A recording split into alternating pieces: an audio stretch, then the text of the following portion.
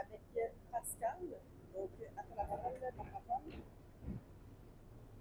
Pascal.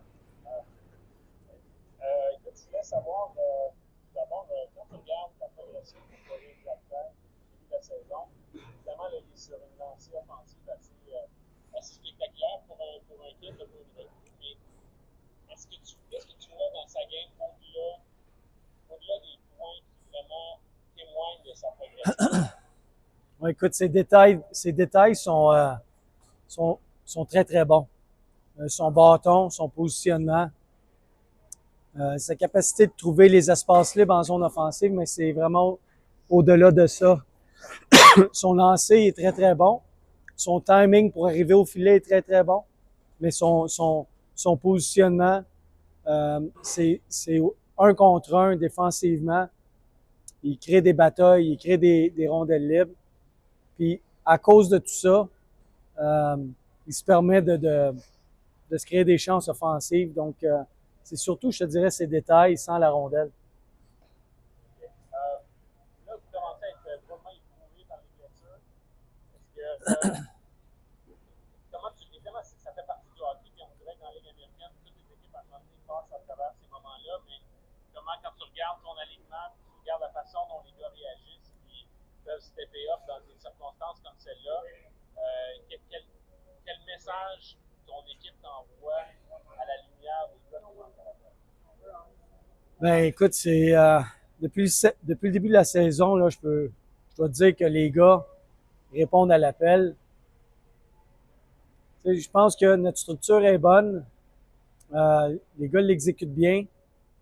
On joue bien défensivement. Lorsqu'on a des carences défensives, nos goalers font des gros arrêts. Mais on joue bien collectivement. Donc, peu importe qui porte le chandail, on n'a pas de joueurs étoiles dans la Ligue américaine nécessairement, mais on a une bonne équipe qui soutient et qui joue bien collectivement. Donc, c'est difficile de ne pas croire en eux autres parce que depuis le début de la saison, la façon dont on joue collectivement, la façon qu'ils compétitionnent ensemble, on se donne une chance à chaque match. Évidemment, il y a eu des matchs récemment où ça a été un peu plus difficile. Puis tu as raison quand tu dis toutes les équipes là, éprouvent des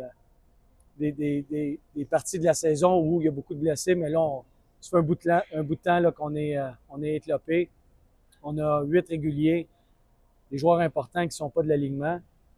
On continue quand même à compétitionner. Là, aujourd'hui, on a fini, après la première période, là, on a joué à 5 défenseurs. Donc, mais c'est une bonne structure, puis les gars compétitionnent, puis on garde les choses simples. Habituellement, tu te donnes une chance de gagner des matchs, puis c'est ce qu'on fait.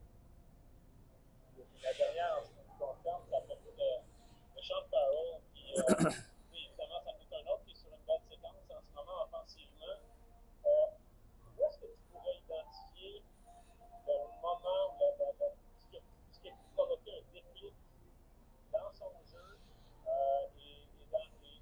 évidemment, conséquemment à ça, à son niveau de production? Son premier but à Hartford, à partir de là, c'est comme s'il était soulagé là, d'avoir finalement marqué un but. Parce qu'il jouait bien. Tu sais, ses détails étaient bons. Son attitude était excellente. Son éthique de travail était excellente.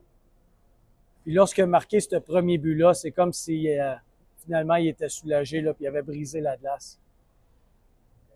Je te remercie. Mathieu. Oui, salut Pascal. Salut. Je voulais savoir, tu parlais tantôt des matchs qui ont été difficiles récemment. Il y en a eu un d'ailleurs contre les Marlies le 17 février. Pour toi, comment c'était important justement de donner le ton en début de match avec l'intensité contre l'équipe rivale dans ces moments? Ouais, ben, c'est sûr que le pointage du dernier match contre les Marlies n'a pas été est pas très très beau là, mais ils ont marqué 2 buts dans des filets déserts. On avait eu des chances, on était revenu dans le match. C'était un but de différence après 2 périodes, puis on n'a pas réussi à compléter le retour dans le match. Puis les matchs contre les Marlies, habituellement, c'est tout le temps très émotif, c'est très physique. Depuis le début de la saison, là, il y a une belle rivalité qui s'est installée. Puis moi, j'aime ça personnellement parce que ça nous permet d'évaluer nos joueurs dans des matchs où ça ressemble vraiment aux séries éliminatoires. Donc, comme tu disais, ces matchs-là, contre les Marlies ou contre toute autre équipe, on veut établir notre momentum en début de match. On est une équipe qui est physique, on est une équipe qui joue rapide et qui est bien structurée. Donc, lorsqu'on a des bons départs, habituellement, là, ça nous propulse pour un bon match. Je reviens sur Florian Jacquet. Dans un match comme ça, justement, à haute intensité, où l'enjeu est quand même important au classement aussi, est-ce que tu penses que justement Florian Jacquet, c'est vraiment la meilleure version de lui qu'on voit dans ces moments? Mais je ne sais pas si c'est la meilleure version de lui parce que je ne connais pas son plein potentiel lorsqu'il va arriver à maturité. Mais présentement, il joue du gros hockey pour nous autres. Il gagne des grosses mises au jeu là, en troisième période. Il restait environ 5 minutes au match. Puis il était 6 en 7. 6 mises au jeu gagnées en 7 tentatives. Ça, c'est des grosses mises au jeu en troisième. Donc, c'est un gars qui semble être capable de, je ne dirais pas d'élever son jeu des moments importants, mais il est capable de continuer à performer. Il ne s'écroule pas sous la pression. Ça, c'est vraiment intéressant.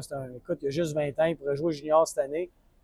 Il est tannant sur la glace. Il a une présence physique. Les équipes adverses savent qu'il peut jeter les gants, mais c'est un joueur de hockey. Là. Il joue bien en défensive. 5 contre 5, il crée des chances de marquer. Il scorera un autre but. C'est un gros jeu de dauphin aussi, mais un gros but en désavantage numérique. Il a un bon lancer, donc il y a beaucoup d'outils dans son coffre qui fait en sorte que je pense que son potentiel, on commence juste à effleurer ce que lui peut faire sur la glace. Petite dernière, Pascal, après la première période, est-ce que c'était important pour toi de demeurer discipliné dans ce match-là? On a vu des punitions en première période. Est-ce que ça faisait partie du plan de match à partir de la deuxième période? Ben, à chaque match, on va être discipliné. J'ai pas aimé la deuxième punition. Ça a donné le deuxième but contre. Mais tu sais, on est une équipe qui joue avec beaucoup d'intensité. Ça l'amène aussi des conséquences. C'est sûr qu'on veut être discipliné, c'est sûr qu'on va être une équipe qui prend pas de punition inutile. Mais je leur demande d'être vraiment intense physiquement en même temps. Donc, il y a une ligne qu'on apprend à marcher, de garder la tête froide là, dans des moments importants. Puis je pense que ce soir, on était relativement bon dans cet aspect-là.